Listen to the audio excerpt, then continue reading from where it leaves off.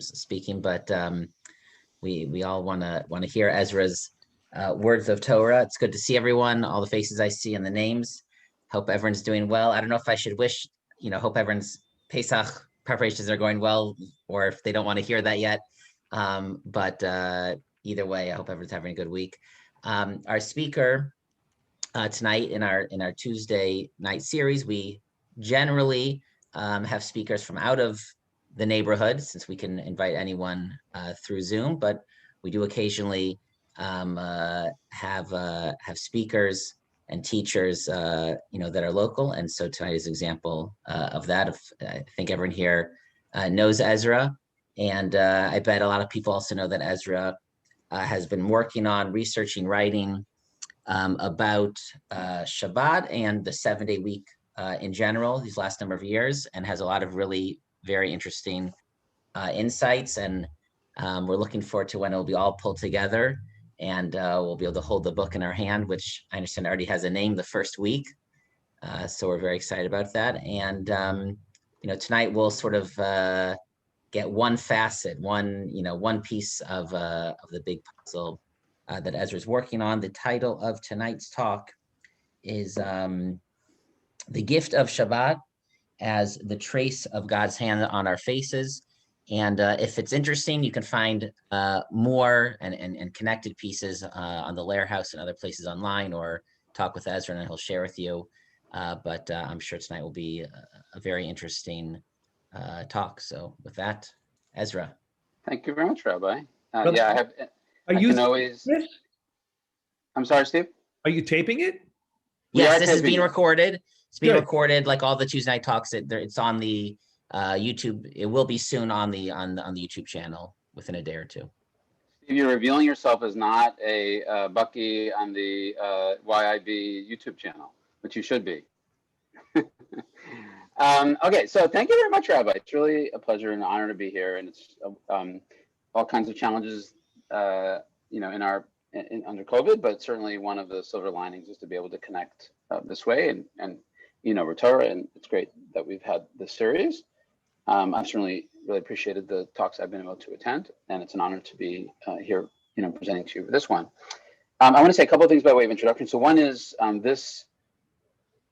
I guess it's Rosh Chodesh Nisan marks the shloshim for my my uncle Morty Zuckerman, Mordechai Yosef ben Avram Zalman, and he was a very special man, a really Baal Chesed and Baal Emes. He was just a real, for me, a model of not judging people, not judging, never, ever really said an unkind word about anyone, anything. Had incredible physical challenges, but it was just always with a smile on his face, and so really was inspiration that way. Also for me, a connection to, there's a strain of that, thank God, in our family, including my grandfather, Zalman ben Yaakov, who was he represented, and so it's a real loss to the connection. It's the last of his generation, and so this is the Ilui Nishmato to mark his shloshim. I also want to thank the rabbi, not just for giving this opportunity to speak, but I think that this particular talk is unlikely to have ever, to the extent it's any good, also, is greatly to the rabbi's credit for a couple of different reasons. One, general, which is that I think some of you know me, know that I got very interested in literary approaches to Tanakh 20 years ago, and continuing, and invested a lot in that. But I don't think I didn't really have much of a knowledge appreciation for Medrash, for Midrashic approaches to Tanakh for quite a while there. And I think, hearing the rabbi, not just, both the way that he shared Midrashic insights with the community over the years, and also just the overall respect for Chazal and love for Chazal that the rabbi conveys, I think really had a big impact on me. And I think hopefully, that's reflected in what I share this evening. And more specifically, I would say this also, anyone who knows me also about this knows that I'm not a Talmudist. I'm not a Talmud Chacham, and so it's very much being some trepidation to be ma'avir something on Gemara in front of the rabbi and others who are much greater in learning than I am. And so it's also to Rabbi's credit that he's willing, he's one of my guinea pigs, and he's willing to read my stuff. And he actually saw a very early version of this that I put together and drafted back a year ago, more or less. And that is, he doesn't understand how valuable that is to get that kind of reaction, I think. And it's super valuable always, and certainly in this case, because this was about Gemara. This is also, that's a good segue also to share with you some of the background for this piece, which is maybe interesting, which is like many people, I began doing the Daf Yomi a year, whatever it was, the cycle began, right, more than a year ago. And like many other people, though, thank God, not everybody, I stopped. And for me, at least my excuse is that my work became overwhelming with COVID, and so I had to stop. But I did do it through sometime in the spring, and that included the daf that the Gemara that I'm going to focus on this evening appears. And it is a Gemara that in my research on the 7-day week, on Shabbat, I had encountered and hadn't really understood, and just sort of not dismissed, but didn't take seriously as something to take seriously. But it was because of that I was doing Daf Yomi that I kind of reread it again, and all of a sudden saw some things in it that I think are really very interesting, and I wanted to share with you. So there is a written up version of this that if people are interested, they can read. But I'm going to sort of share the oral version with you, and hopefully you'll find it interesting. There's another pandemic aspect to this that I think I'll just sort of lay out with you just as a theme to think about, and we're going to come back to it, which is this is a Gemara that is about a human, social interaction that we have all become super self-conscious about during COVID. And so you would think, and one which we associate with all kinds of things that are super new, sometimes with technology, but actually may give us, at least at some thematic level and some intuitive level, some of what this Gemara is about. And what I'm talking about is reading other people's faces and sending messages on faces. And one of the things that's so interesting about our experience in the last year is how much we're doing that in all kinds of new ways that are sometimes disturbing, and so, one of the things that I find just really, really weird and odd about COVID is, that I'm in a meeting right now, like I'm just looking at myself the whole time. Like I can turn off self view, right? And then I won't see myself, but then I get a little bit like I lose a sense of like, somehow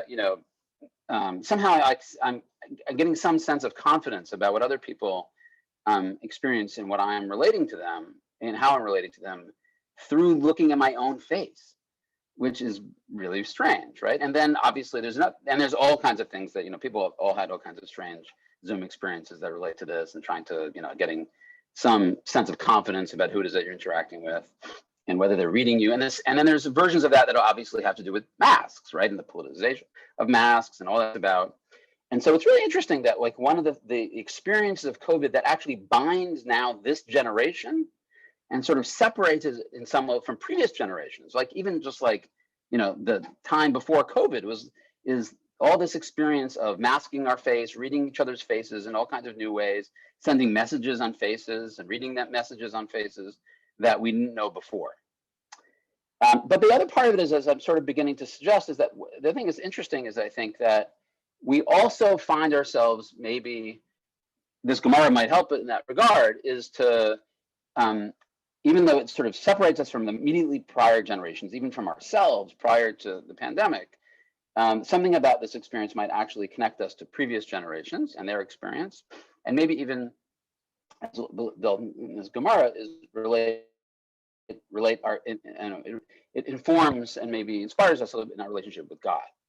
Now, I want to say, okay, so I'm going to reshare actually, because people who joined the chat, the name that I shared, the source sheet in the chat. And so I'm going to focus on this Gemara. It's Shabbat 10 Yud Bet, Yud Amud Bet. There's a parallel Gemara that you can see at the very end of the source sheet, which is in Beitza. It's basically almost exactly the same, except it's flipped in its order, and it has another element in it. But I'm not going to focus on it. We might be able to, if we have time, we'll come back at the end.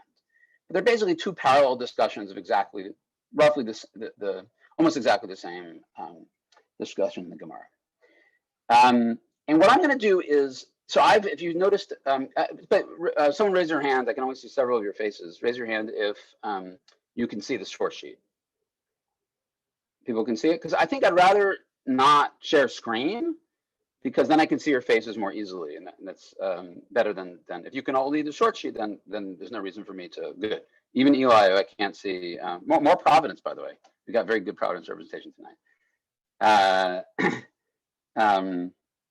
And can I give a shout out now to my cousin Lynn, who's here tonight? Great to see you, Lynn. Okay, so what I'm going to do, so if you look at that Gemara, you'll notice that, one second here. You'll notice that I've colored it. Okay, so people can see that? Yes, nodding, good. Just to make sure that you can see what I can see. See, more communicating with faces. And so all I'm doing there, coloring it, is to break it into 3 different parts. That's it. And I've done the same in the English if you'd like to use the English. And this comes from, as you can see, from Sefaria. And just to get a little bit of context, this is in a Gemara, which is a series of sayings by Rava Bar Machasya, who's saying things in the name of Rav Chama Ben Guria, all the way back in the name of Rav, first generation Amora. And there's a series of sayings that come up. And the first one, and this is very famous. The first part of this Gemara is I think, is very famous, and it develops I think a beautiful idea. There's a general principle, and then there's a proof text for that principle. Okay, so it's going to cite the Tanakh. And what I'm going to do is first is I want to identify a few questions just on this Gemara, and they're going to, I think, jump out at us. And then after having established those questions, what I want to do is then make it harder, as we're going to do with more questions. And then that's going to be helpful. And then figuring out what's hard about this is then going to, the second set of questions is then going to take us back to, I think, a resolution that's going to be quite interesting. Now, along the way, we're going to, I think, have something to say also, I think, about the nature of Shabbat and Chazal's view of Shabbat, and also about the Torah's view of Shabbat and how Chazal is interpreting it. We'll also have something to say, I think, about how midrashic interpretations of Tanakh work, and what sort of midrashic, exegetical strategies, how the midrash works, and what it's trying to do when it cites psukim from the Tanakh. And then I think at the end, hopefully, we'll have something to say that is theologically, I think, quite interesting and maybe inspiring. Something about our relationship, the nature of God, or our relationship with God, and Chazal's view of it, and how they're that's where we're headed. But you wouldn't immediately see that if you just read this Gemara, which is sort of like, so I'm advertising where we're going. Okay, so if you look at this Gemara, you'll see in the blue part, it's pretty straightforward, right? So there's a principle, right? The principle is that Hanote matana l'chavero tzarich lehodio. Okay, so if you give a gift to your fellow, you are required to notify that the gift recipient that you're giving them the gift. And then there's a pasuk, there's a verse that is brought down to support that principle. And that verse is Vadat ki ani Hashem ekadishechem. Now, if you look at the third source, you can see the full pasuk in its context. People see the third source, hopefully you do. So that is actually from last week's parsha.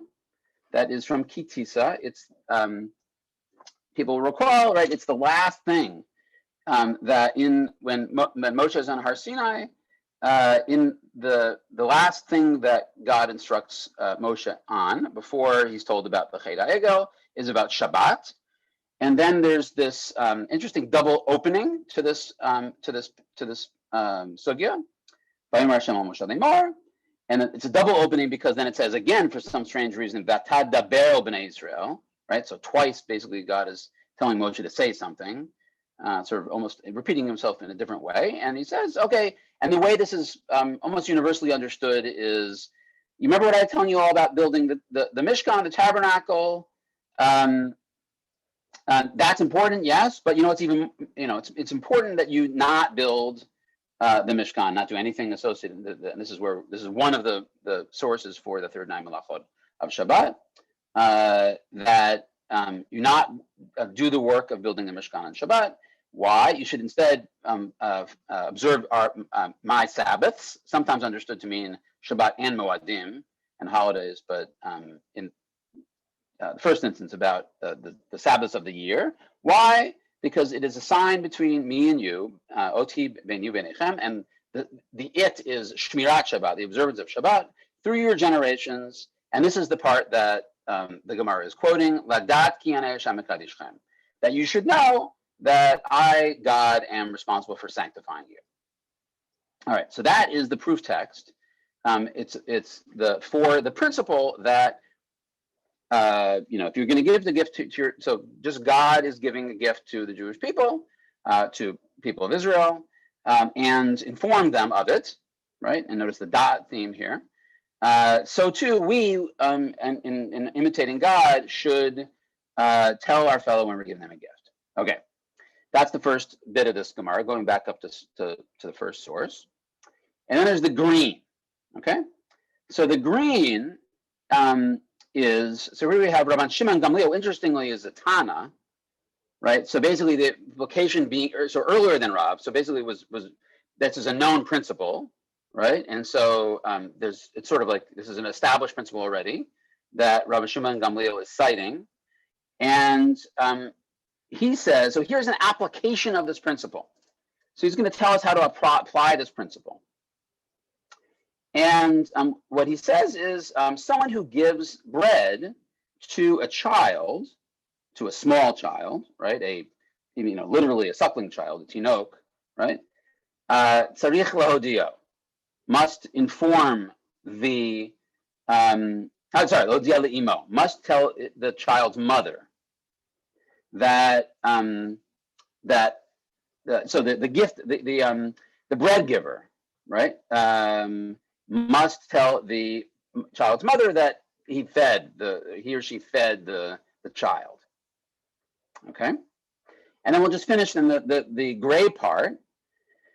And so my avidle, why? So that the question is okay. Well, how exactly should this be done? How do you inform the mother of the child that you fed the child? And so we have two different answers to this question. First, Abaye, right, the same generation as Rava's later generation. Shaif le mashcha, or is it mishcha, umali le kulcha. So look at the translation there. What does it say? It says he should smear him with oil or place blue eyeshadow, right? Kohl is the way, right, around his eye. And then there's a little bit of Steinsaltz in there in an obvious manner. So that's more. Right, and so the interpretation here is when the mother notices this blue eyeshadow around the eye, right? The child. This is interpretation, right? But that's not in the Gemara. I'll just go to the dark parts in the Gemara, and then there's a response to this which says, well, in a later generation after Rava, after Abaye, they're asking this question. Now, when this blue eyeshadow is associated with kishuf, with witchcraft or magic, right? What should we do? We can't use blue eyeshadow. Nebuch, we can't use blue eyeshadow to rub on a child's eye. What should we do? So they're saying, take from that kind of food, right? The bread, presumably, or some other food if you're feeding the child another bread, and smear it on the child's face. And then the child, the mother will know. Now, there's a bunch of questions that we should have about this. The first question, I think, basically is a very important question. We have an answer to in the Tosfot. So I'm going to quickly go over the first question, which is, hey, what's this business about telling a gift recipient that you need, that you are the gift giver? Don't we know in a famous Rambam, right? Which is you don't tell someone who you're giving tzedakah to, right? Charity, that the highest form of tzedakah is not to tell them. So don't those things seem to be in tension? And then when you see is this very beautiful idea from Tosafot, which says, no, this is not, we're not talking about tzedakah here. We're not talking about charity. We're talking about really in the context of a relationship from out of love, which, so we can get into, how that relates to tzedakah or not, but that's the context. And in a context like that, this is what Tosafot is saying in that second source, right? There's not going to be the recipient, he says, is not going to actually be embarrassed, right? In that context, very interesting kind of psychology of it. That the recipient's not going to be embarrassed if it's a gift given out of love. They're going to appreciate it, and it's it's not going to have the effect that the Rambam had in mind. That's the sort of interpretation here. Okay, so that's, I think, a beautiful idea. But here's what's interesting: we start off this Gemara with this really beautiful idea about gifting out of love, and then we get to this bizarre ending, right? About smearing first eyeshadow and then food on a child's face. And before we even get there, the middle part should also bother us. So Rabban Shimon Gamliel's application of this principle. So I want to ask you, if I were to tell you, well, here's a principle. A principle is you should tell a gift recipient, that if you're giving someone a gift, you got to tell them that it's coming from you. Okay. Would you then think to say, okay, why necessarily a bread giver to a child? Why is that the case necessarily? Do we even learn anything from that application? It's not obvious, I don't think, that we do. It's not like, oh, now I get it. Now I get that principle. Because you told me about the gift giver, about the bread giver, I understand this principle better. And then, part on top of that, with this bizarre application of this, now, the next question would that be like, well, how exactly do you do this? How exactly? How is this a problem for any of us? Okay, so if you tell me that I should, tell the mother of a child that I got, bread for them, that I fed the child bread, I think our answer would be, well, you tell the mother. That's it. Tell the mother. Why all this incredible, mental gymnastics to figure out how to send the message through the smearing on the face? Why? Like, who has that problem? Put a note. Tell the child verbally. If the child can't do it, maybe a note. And by the way, maybe you'll see the mother. Why are we assuming you're not going to see the mother? Tell the mother. Why is our case for this a situation where we expect to never see the mother, apparently, and have no better way of informing the mother than smearing on the face? Why does that even work? You can see in the interpretation there's, the child will tell the mother. That doesn't seem to be so a straightforward shot to me either, that the child could speak. You would tell the child, something like that, right? It's extremely, extremely contrived. Okay.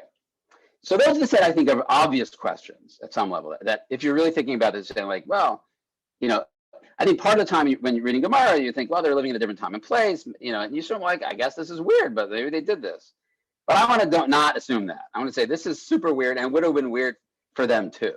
Like, it's hard for me to believe that this was a thing, right? To smear face. Or at least let's work with that assumption for a second, right? That you needed this example of Rabbi Shimon Gamliel to have in mind, otherwise you wouldn't get it, or that and you needed these contrived and just bizarre and far-fetched examples with the premise that you're never going to see the child, the mother again. Very strange. Okay, I want to point out something else, which is that I want to look at the proof text now.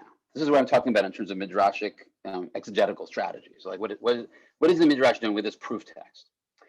And I want to suggest actually that there are a couple of ways in which I think this proof text is actually quite good, right?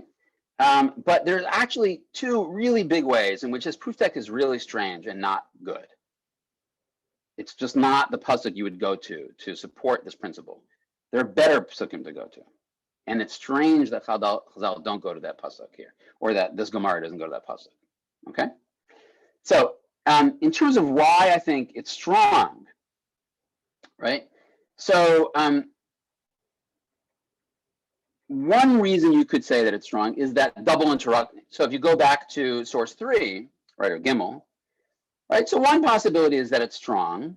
One strength of the principle is this kind of like extra effort you see in this sugya to like tell them, right? So it's like this double introduction. This is not the only time in the Torah that we have double introductions like this. Another one that people, if you think about it, come to mind is in the Parsha of Tzitzis. There's also a double introduction there, which has some other connections actually to this Parsha. But it's pretty unique to have. So maybe that's one reason that it's kind of like, it's a reason that this is a decent proof text. A second, I think, really important strength of this proof text is if you look at source 4. So source 4 is, I would say, in some ways could be potentially an alternative proof text, an alternative support for this principle. So people are looking at source 4. That's about Sukkot, right? So you look at source 4. It's we know this pasuk from our davening on Sukkot. The man yidu dorotechem. Also, it's very similar pasuk. There are not a lot of pasukim like this that are about a mitzvah that gives us certain kind of knowledge. That doesn't show up anywhere else in this. There's a couple. There's maybe a not with dot in there. And it also has this notion of through the generations, like our pasuk, right? And it's it's going to give us, we're going to recognize something, and it's arguably about gift giving, right? That God gave us something, which was to give us shelter, right? While we were and leaving Egypt. That's what the pasuk does. However, I think relative, if you use that pasuk as a benchmark, I think our pasuk is a better proof text, right? In particular, notice the changes in the verbs and the tense. This pasuk about Sukkot is about our ancestors, right? That in the future our ancestors will know way back when that God benefited them in some way. Whereas our pasuk is in the present tense, about the present generation. It's about, if it's about gift giving, then it's about gift giving right now. Okay? So I think those are two strengths of this proof text, okay? But there are really important weaknesses of this proof text.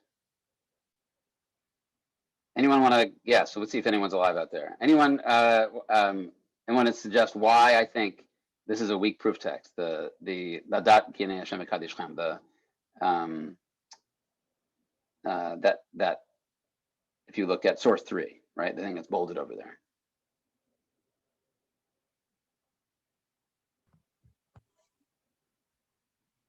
Well, I mean, just from the psukim, if I didn't know anything and I never read any of your articles or anything, it's not clear why. I thought you read this one or version, didn't you? I'm saying if I didn't. Right? So I mean, it's not clear it's a gift. Like, where's the? I'm not sure if that was one of your questions, but that's one, right? So there's no mention of the verb latate in here anywhere.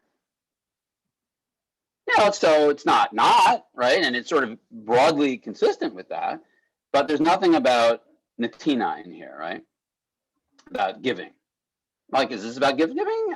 Maybe, right? It's not inconsistent with it, right? But it's certainly not like, if you had a pasuk that was stronger, that would be something, right? Anyone else with another thought?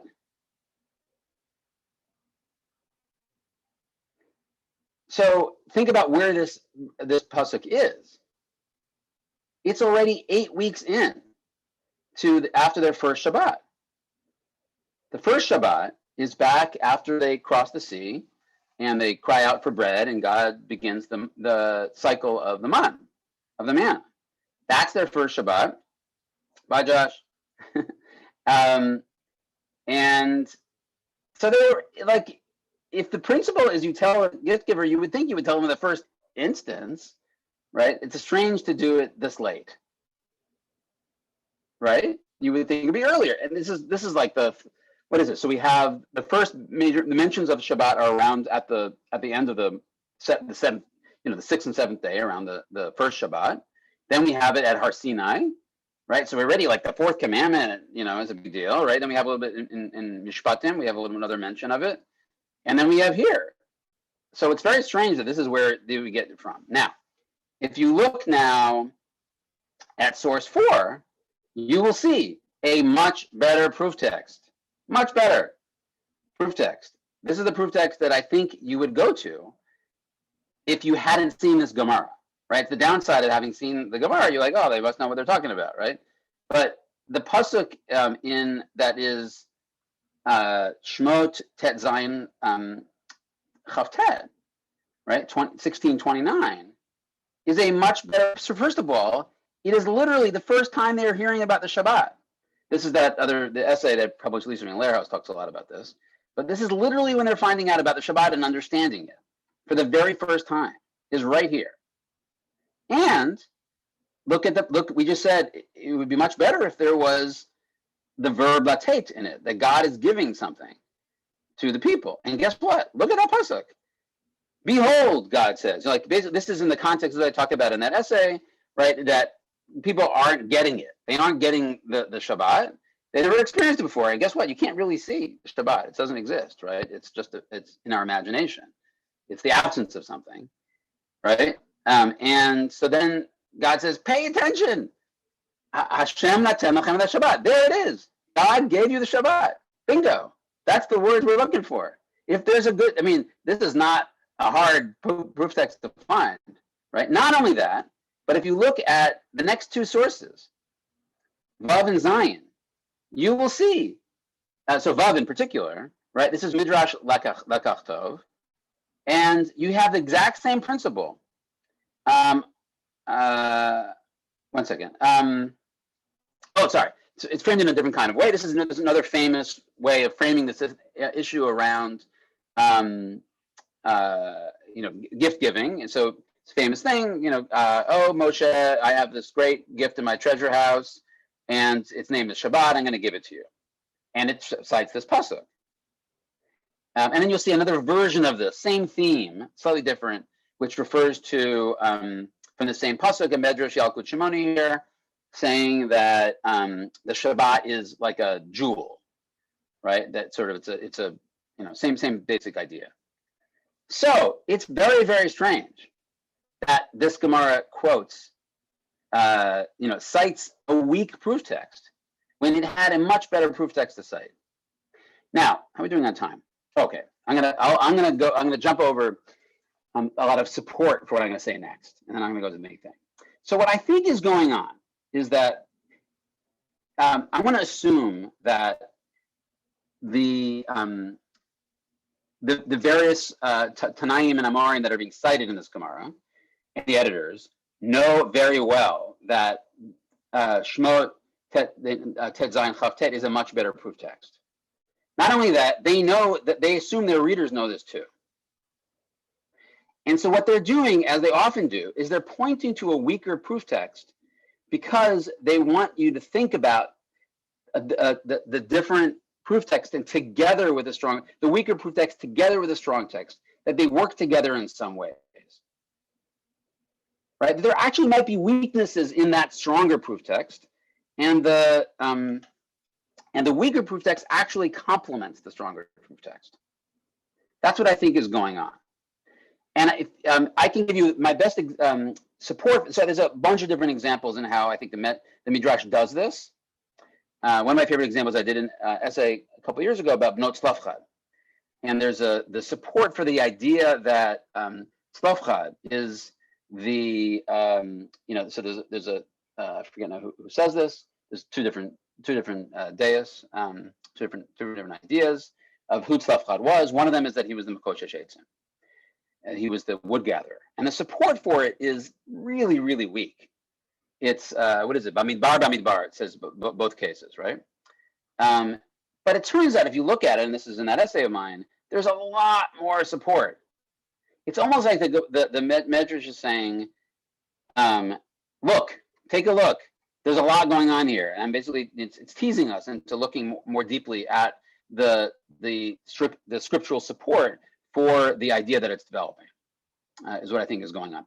Another really good example of this is just to alert you to in the Haggadah. When you read the Haggadah, and you start looking at when it starts doing the proof text on Arami Oved Avi, right? So and the first couple of psukim it gives you is from Shemot, makes sense, but then all of a sudden it jumps to Yechezkel, and it gives you the kind of R-rated pasuk about where Israel is likened to a girl who's growing into maturity, etc. It's a strange proof text, but it's also a strange proof text because the Haggadah could have cited much more direct, strong proof text for it from Shemot. It didn't need to go there, and in fact, it's not even a good proof text. It's basically what it's doing is it knows it's encouraging you to look at the right proof text, and it's using the opportunity to teach you something more.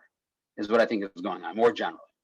Okay, so what I think is going on is the Gemara wants us to look at the arc from the first encounter with the Shabbat and God's giving us the Shabbat all the way to this moment in Kitisa where this idea of the observance of Shabbat as a way to know that God is sanctifying us, kind of they go together.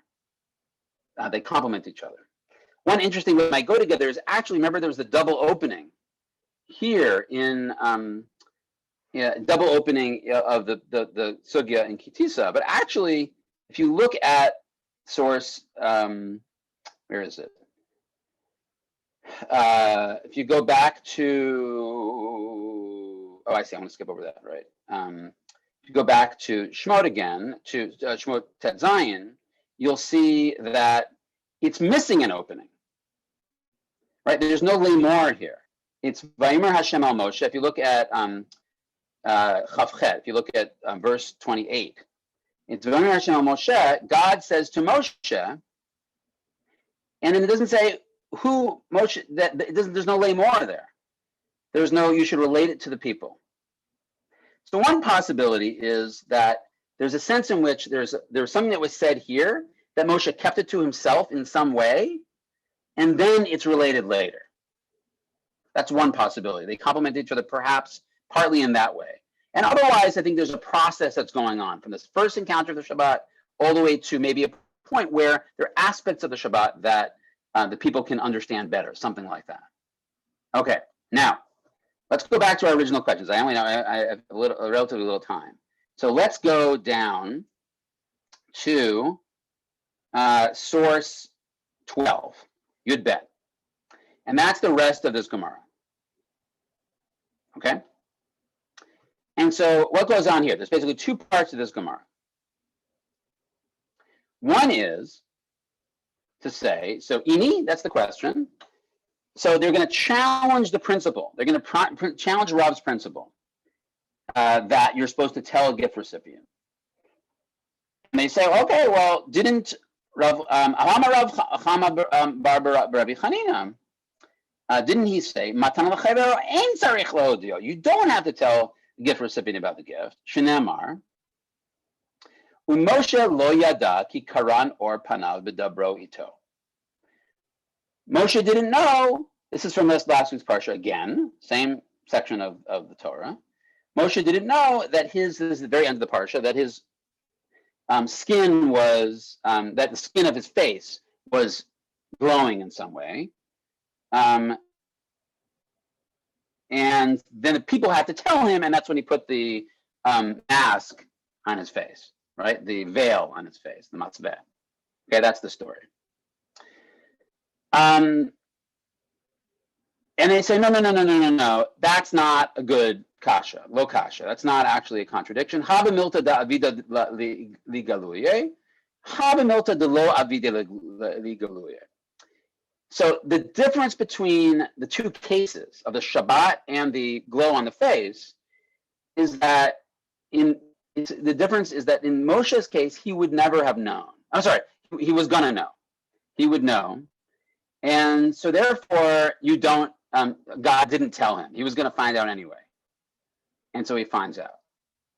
If you're going to find out anyway, you don't have to tell. But if you're not going to find out anyway, then you tell the gift recipient that you've given them a gift. That's the difference. Okay? And then they ask a question, which is actually, what about Shabbat?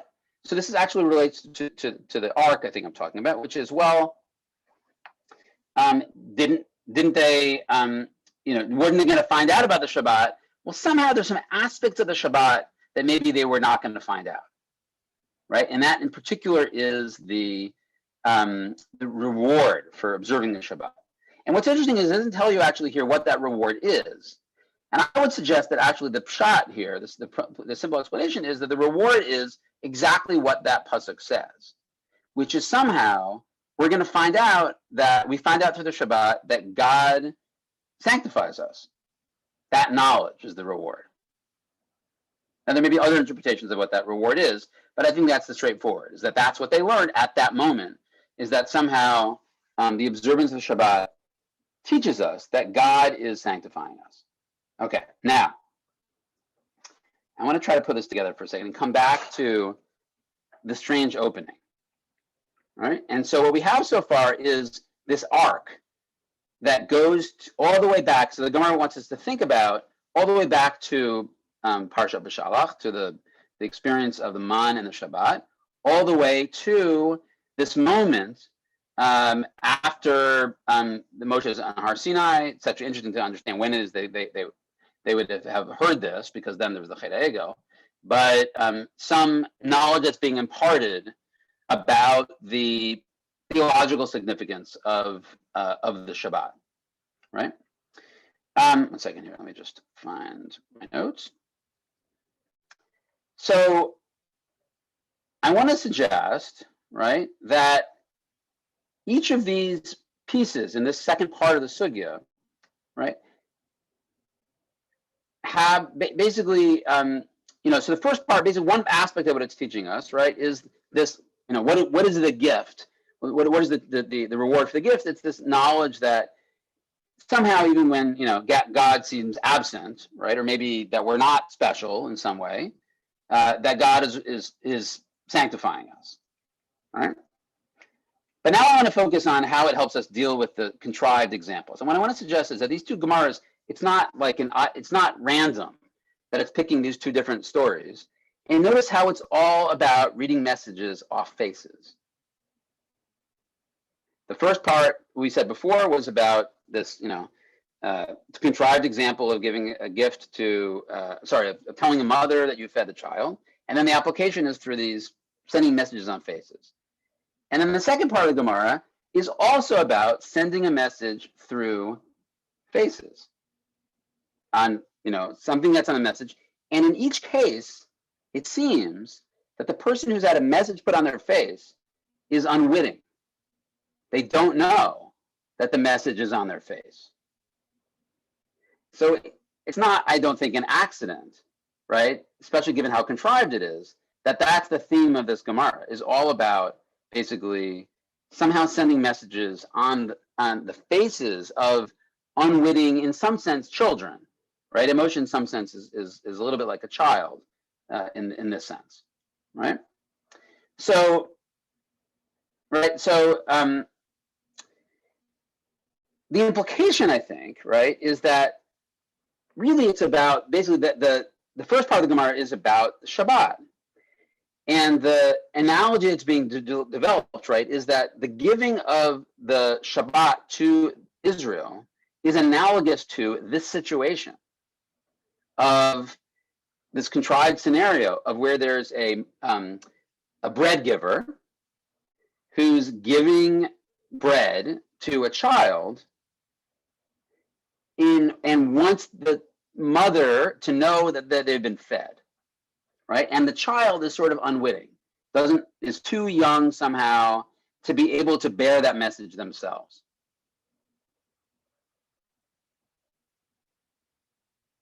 Okay, that's the basic idea.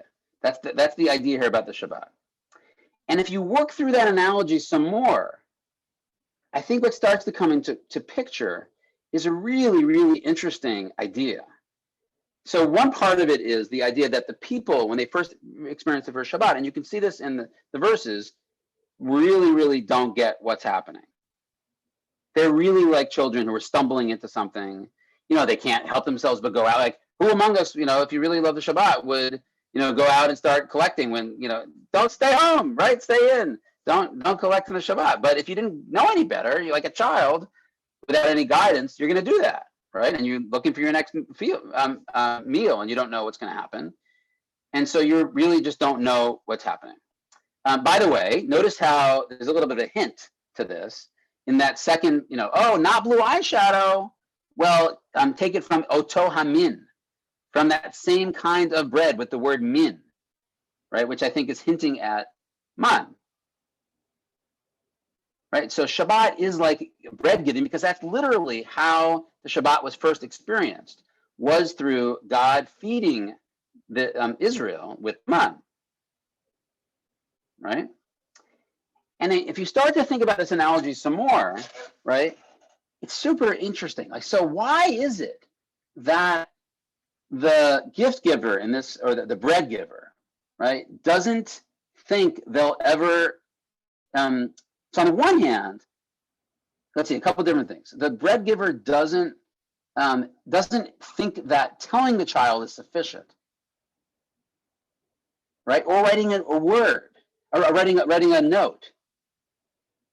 So I think it's signaling something very important about the Shabbat, right? Which is, it's not sufficient to have either a written Torah or an oral Torah to convey it.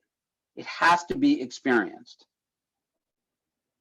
It's conveyed through experience, not something that can be conveyed through words, either written or oral, right? Somehow it's got to be embodied on the face, or embodied in some way, right? And I think that's a lot of how we experience it. We would not be here. We would not be Shabbat observers today if we were not part of an unbroken chain of people who observe who experience the Shabbat bodily, right? Physically, embodied.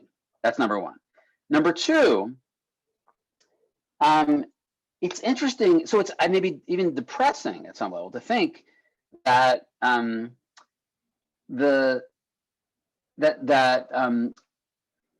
can't the bread giver give the message themselves to the mother? The implication is that God doesn't speak to us directly, right? And maybe they did for sort of a moment. There was some interaction with the child, right? But there's not the expectation is, and here's, I think, maybe not coincidentally, that our expression for this kind of thing is Hester Panim, right? God is hiding his face, right? And we don't get to see God. God basically is intervening at this moment in history, but the expectation is not again. I should say, by the way, I think it's really cool. There's a role reversal here, right? Where even like we, at some level, or later generations, are put in the position as the mother, and the earlier generations are basically cast in the role of the child. And that sounds really strange, but if you think about it, it makes a lot of sense. I think actually the pandemic is really helpful for that, right? Because when we look at our pre-pandemic selves, there's a sense in which we see ourselves as being kind of innocents. We look at ourselves and say, oh my God, they didn't know what was coming. Similarly, an early generation that has yet to experience something like, say, the Shabbat, that it's like they're innocents, they're children relative to us, we're experienced, right? That's not an uncommon thing. Now, here's the last thing I'll say, which is, and again, it goes back to, I think, what's really interesting, but about the contrivance of this analogy, which is, okay, so it's sort of like, and so where am I going to step theologically, Rabbi? Right. So, God is kiviyachol stepping outside of history is the idea, right? But what's interesting is that there's implicit in this Gemara, I think, is the idea that the mother will get the message, right? The child will, so number one, the child will get to the mother, right? So that intergenerational connection will not be broken, right? And that's the theme of the pasuk also, right? The Dorotechem and the Vishamru that ends the whole sugya, and that somehow the child will get the message, right? And if you think about it, that's pretty amazing, right? What it's suggesting is that even though, God, the gift giver, the bread giver is not going to, is not going to be able to speak directly to the mother will get the message. And I should say another way to think about it, I think, is like, well, how is the mother going to get the message? Well, it's as if, just like in Moshe's case, the gift giver's name, the bread giver's name is literally written on the child's face. And I think that's sort of what you should have in mind. It's like what's being rubbed on the face is literally sort of like the name of the bread giver, right? In the analogy, the bread giver is God. So that's what I had to share. It's a little longer than I think I was told. So sorry about that. I'm happy to take any. Also, since I know pretty much everyone here, which is great, I'm happy to take reactions offline also. But so anyway, any people have reactions, I'm happy to hear. Yep. Phil, anyone just jump in if you want to ask anything or share anything.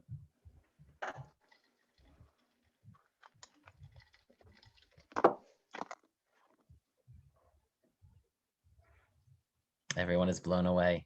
Thank you, Rabbi. I'm sure that's true. Well, I hope not, actually, because I think,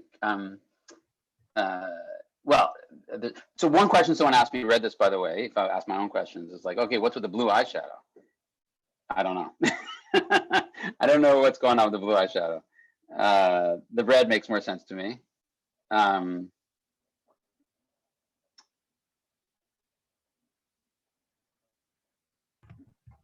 don't know. I thought the blue eyeshadow was maybe playing off the light somehow of Moshe's face, and it wasn't, or maybe in my mind, there was such a connection. I never made one like that. It'd be cool to know, like, where else. I mean, I don't know where else in the Gemara does that kohl kind of show up elsewhere as having, like, you would think some sort of symbolic meaning at the time. I mean, in our view, it sounds almost like gender bending in some way. Which is the other part makes it strange, right? But and we don't, who puts makeup on a child, all kinds of very strange, right? But I would, that's I guess the place I would look is like there's some kind of contemporary significance to the kahol, right? Rabbi, do you think so? I think in terms of like what the Medrash is doing here, like, so there's, even on that same page of Gemara, there you can see a version of what I'm saying, that this is what I have in the rest of the source sheet if people are looking at it, and I have it in that essay, which is about there's a very interesting another principle, which is that you're supposed to, which is almost like the opposite of contemporary social science would say about this actually, which is that you should live in a young city because older cities are steeped in sin, and then it gives a proof text of the from Lot, Lot and Soar. And then the proof text that it gives, the rayas, are just really stretching it. In this case, actually, it gets into that it tries really hard to make it work. And again, it's totally bizarre because they're explicit. Soar is contrasted with Sodom. It's clearly tenuous in other verses. It's again the case in which they clearly know that this is not a good. But again, actually, when you start, it helps because it does actually, I think they complement each other. Because then when you start looking at it, you see that the stronger proof texts actually do have some weaknesses. They're a little bit indirect, and that the rise they give directly here actually help, if you think about it. Like, they basically strengthen the case.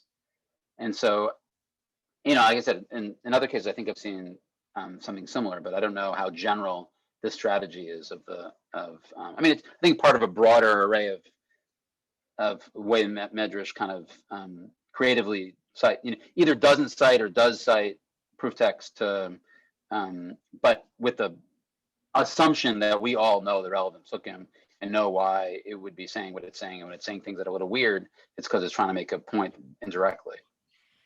I mean, is that? Yeah, no, I agree. Steve, we're coming up on 9. Steve, were you going to say something or?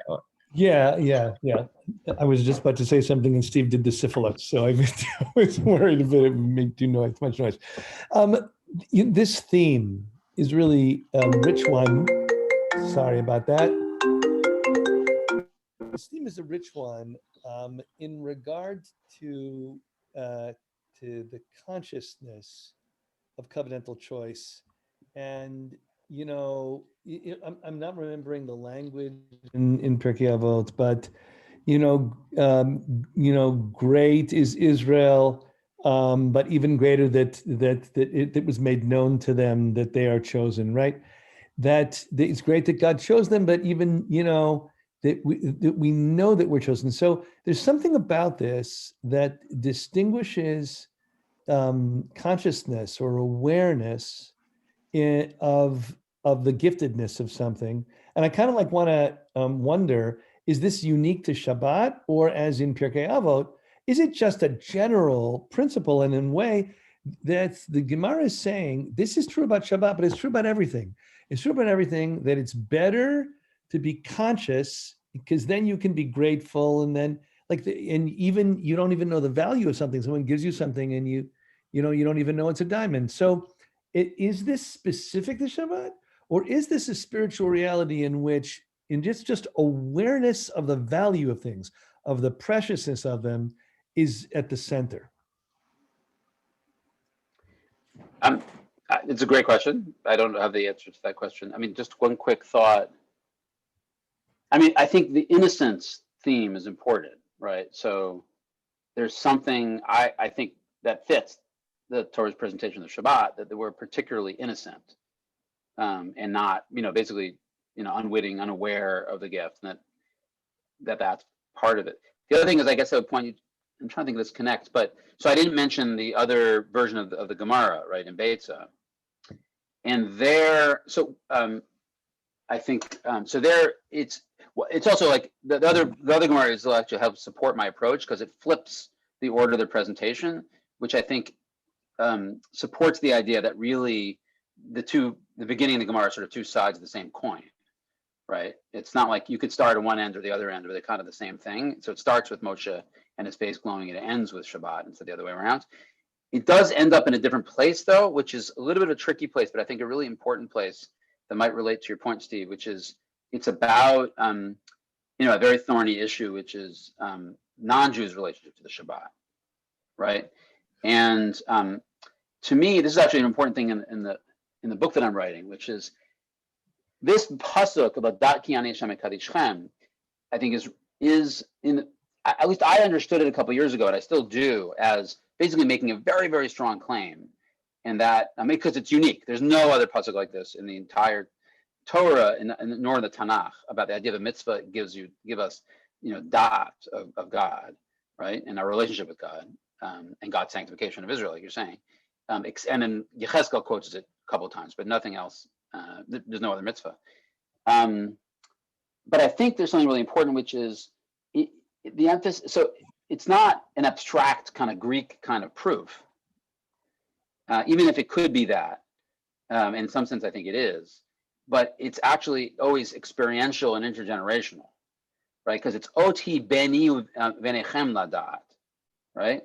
And that, so there's a distinction in contemporary philosophy between like this book by Michael Polanyi called Personal Knowledge that was very, very important, which is basically saying knowledge, there's a distinction between knowledge that sort of is an abstract ideas that we can cognize sort of consciously, and then things that we actually embody and know.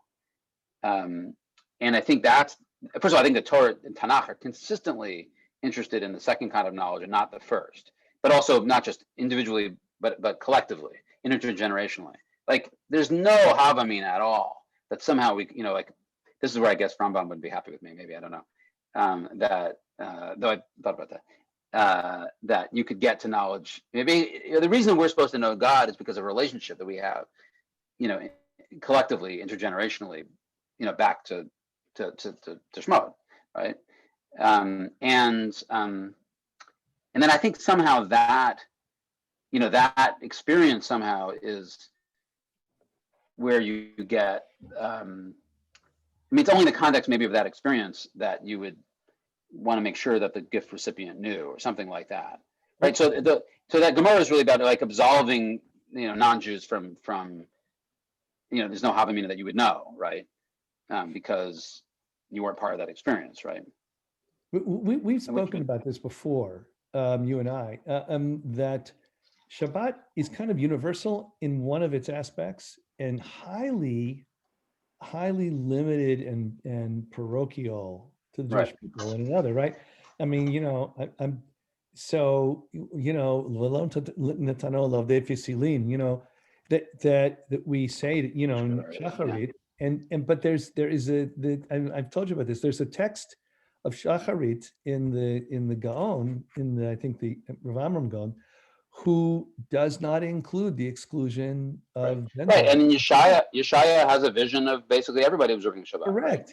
So I think that there's this push and pull in which Shabbat is experienced as very privately a gift, and private for the Jewish people as a gift, but it also has this other, broad Right. human It's not right. relationalism.